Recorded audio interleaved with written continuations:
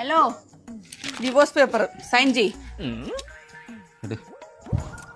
ഈ പേന എവിടെ നിന്ന്? ഞാൻ 10 വർഷം കൊണ്ട് നടക്കണ ഈ പേനയും കൊണ്ട്. നീ എപ്പോഴും ഇത് കൊണ്ടുവരുമെന്ന് ഓർത്തു.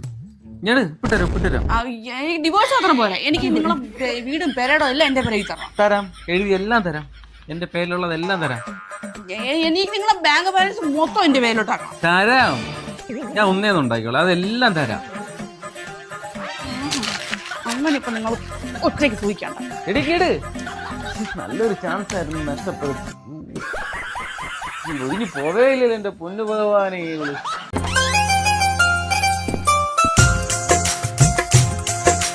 പെണ്ണെ നീ കനവിൽ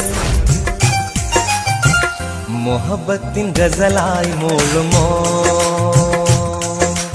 പെണ്ണെ നീ കനവിൽ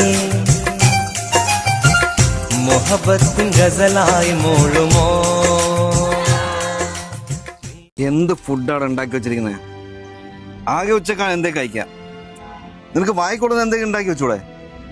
പറ്റില്ല പറ, ഞാൻ പുറത്തുനിന്ന് കഴിക്കാം.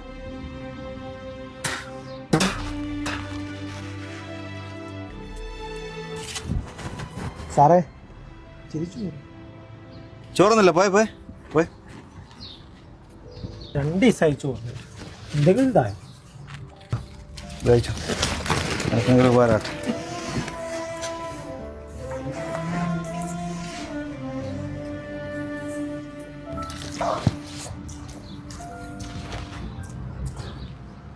ഇതിന് രുചിയില്ലാന്നാണോ സാറ് പറഞ്ഞത്?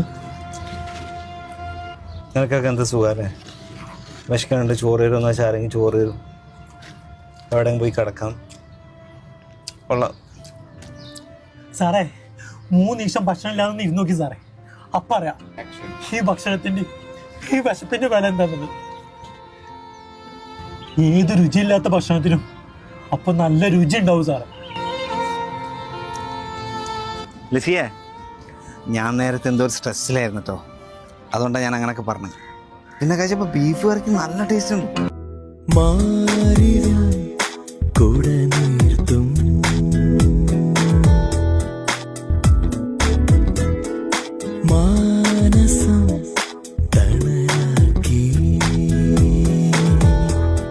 എൻ്റെ ഫ്രണ്ട്സ് വല്ലതും ആണെങ്കിൽ ഞാൻ ഇവിടെ ഇല്ലെന്ന് പറഞ്ഞാൽ